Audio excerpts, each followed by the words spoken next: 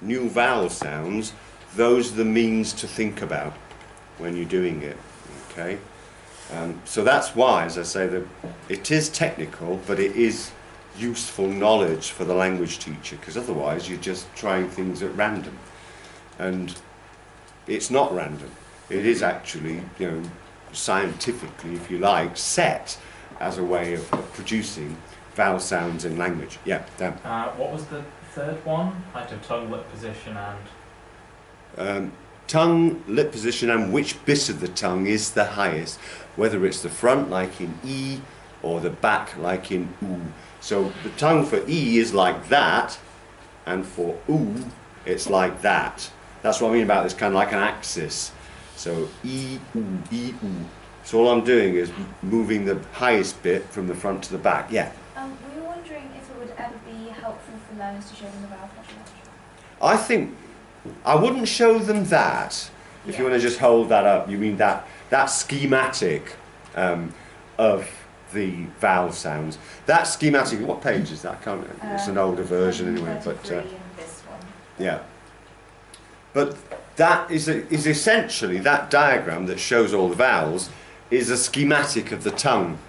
Okay, it's done in. Have we got a board? You've got a board pen anyway. Yes. I'll just show you the idea. So it looks like this, doesn't it? And it's divided up like that. It's supposed to be the tongue. So and what you can then do is plot vowels onto that. Again, I won't go into it in a great deal of detail, because we'll look at it when we look at phonemic transcription. But essentially, we put E onto the diagram there, because what that means is the front of the tongue is the highest bit, okay, and the tongue is high. Whereas for oo, it would be here. Okay, so this is the back of the tongue, and it's high. Okay, R would be down here. Okay, because the tongue is flat. That's why, for example, when you go to the dentist or the doctor, they ask you to say this vowel and not either of these two. Okay, because when you say that vowel, when the doctor says say ah for me, when you say ah, which is a vowel in English, it's this vowel. When you say ah, you have got the most open mouth position that you can have, and the tongue is out of the way because it's flat against the floor. There'd be no point in the doctor saying, right, say E for me, because all they'll be able to see is the tongue. You say E, E, E. That's, you can't see inside the mouth there. Okay, so you've got to get the tongue out of the way, and that's why they get you to say this vowel, because that does get the tongue out of the way, it gets it flat. Okay, so that's the reason for using that diagram. Now, at higher levels, I think you could use it. At lower levels, it would be too confusing, because you wouldn't be able to explain what I've just explained to you to a group of learners. Okay, it's obvious to us, but it wouldn't be obvious to a beginner or low-level learner. But later on, yeah, I agree. I think you could then use it as a means of just adding a visual dimension to things and giving learners a bit more wherewithal to get their minds around the sound then. So it does have its uses, but yeah, use it judiciously early on.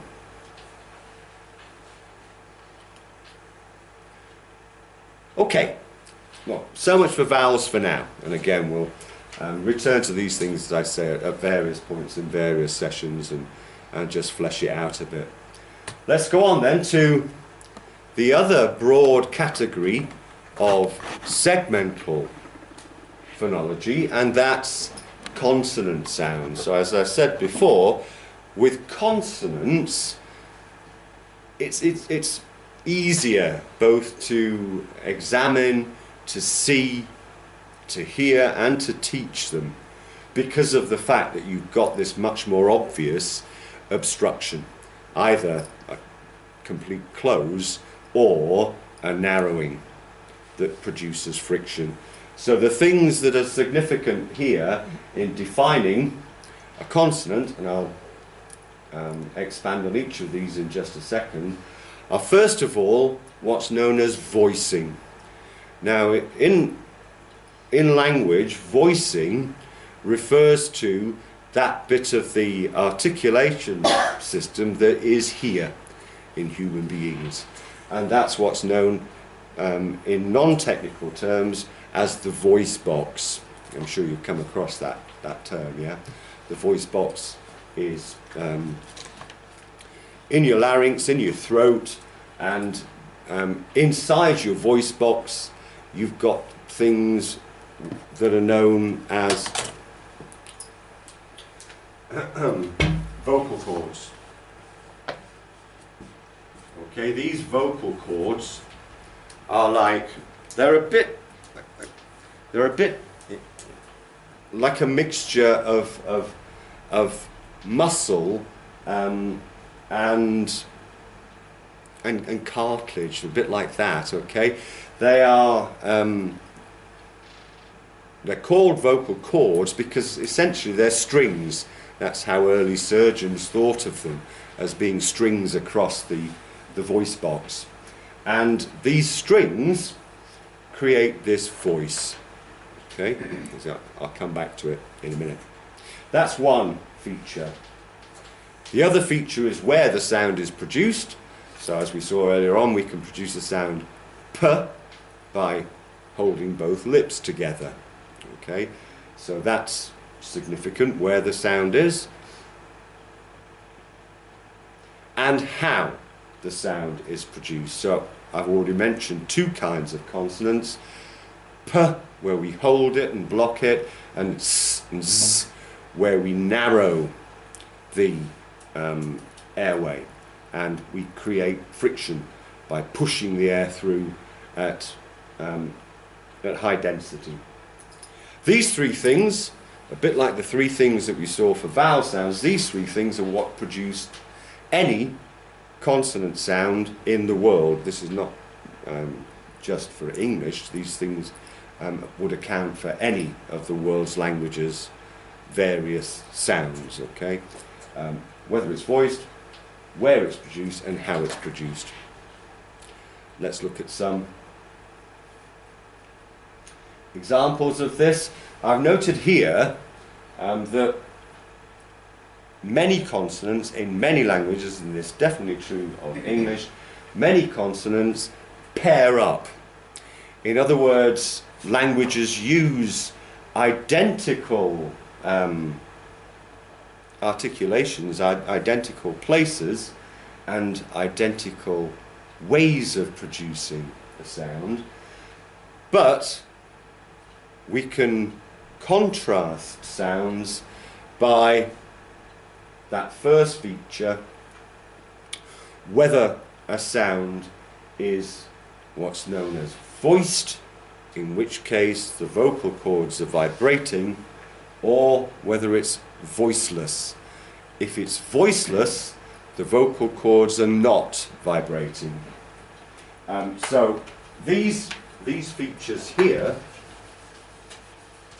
what essentially happens, again, is, if you think about it in cross-section, if you've got your windpipe, you come to the voice box here, and then you've got the rest of the way of getting out, with the air coming out, okay? So in here, this is where the vocal cords are, and they can be in one of two positions. They can be like this, okay, or relaxed. If they're relaxed, then the vocal cords cover the voice box, and the air has to get through them to get out. As it does that, as it goes up through here, when it reaches the vocal cords, the force of the air makes them vibrate, and that's what voice is. Okay, that's what we can hear. So, for example, in the sound zzz, like that, the vocal cords are like this, and they're vibrating when the air from the lungs reaches them. Or they can be held at tension and the vocal cords essentially are drawn to either side of the voice box. So rather than being relaxed, they're held tight at either side, like this. Okay, so relaxed or tense. When they're tense, as the air goes through here, there is no obstruction. Okay, the vocal cords are out of the way, so it's a free run of air. And if there's a free run of air, then there's no vibration, and that's what we call a sound voiceless. Okay? And if we think about these pairs, I've just said zzz, the vocal cords are like this, and we've got voice. The pair of zzz, anyone want to guess what the equivalent of zzz is but voiceless? So you have to think, right, where do I produce zzz? And if I make the sound zzz, and then I turn my voice box off, what will happen? Keeping everything else equal. Make it louder? Yeah, exactly, okay. That's the sound, okay. The voiceless articulation, okay, is s, and the voiced one is z. The only difference that we can hear there is vocal cord action. Z has vocal cords vibrating, s is otherwise identical, but doesn't have the vocal cords vibrating. It has them like that. Okay, and indeed, if you switch between those two sounds, going zzz, like that, you can, with a little bit of practice, turn the vocal cords on and off, and get used to hearing what that difference is. And if you do that, you'll see that everything else is exactly the same. You're not making any other adjustment when you switch from s to z. Okay, all that's happening is the vocal cords are relaxed, z, and s held apart for s. Okay, now you might never have realised that before, but there are lots of these pairings that only voice distinguishes. In fact, that pairing we saw earlier on of b and p in English is a similar pair to s and z. So for b, the vocal cords vibrate. For p, which is identical otherwise, the vocal cords don't vibrate. Okay, and we can hear in English that being a significant difference. B voiced and p non-voiced.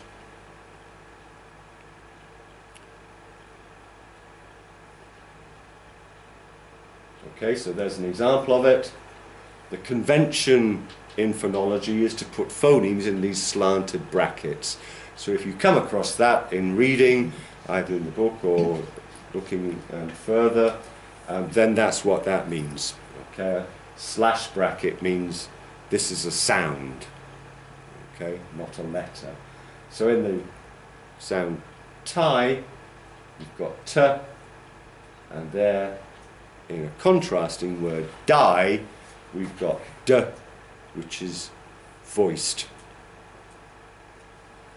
Okay, so t and d, and that's the point I was making. If the vocal cords vibrate, we have voice. If they don't, then we don't. Okay, couple of tests, and again, things probably not to do on the bus or in mixed company again, but it is actually quite useful for thinking about it objectively. A couple of tests for voicing. One, which is relatively reliable, is just to put your finger on your voice box and to feel what's happening, because you can feel the vibration when voice occurs, and you can feel the lack of vibration when it doesn't. So if we contrast, it's easier to contrast friction sounds because they last longer than these sudden articulations. If you say the sound s and then turn it into z, but put your hand here, on your voice box, you should be able to feel that. So let's have a try together. Go. S. Shouldn't feel anything if you're normal. Okay.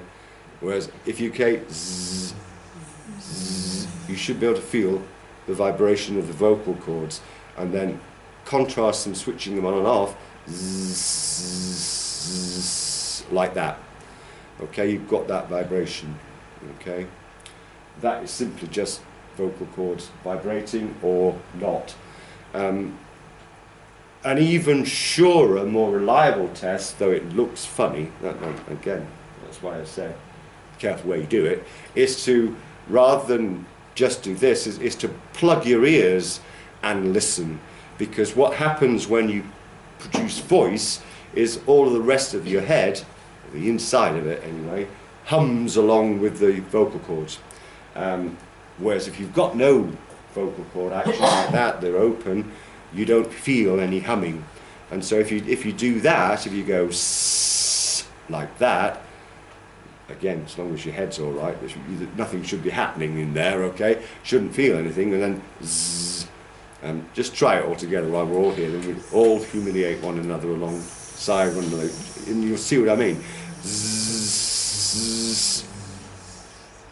Yeah, it's very obvious, isn't it, that the voiced one, there's all this zzz going on, whereas for s, there's nothing going on, and that's because the air's just coming straight through without having to make the vocal cords vibrate. Let's try a quick task. Having explained that, here are 4 sounds, say them to one another and see if you can work out whether you think they're voiced or voiceless.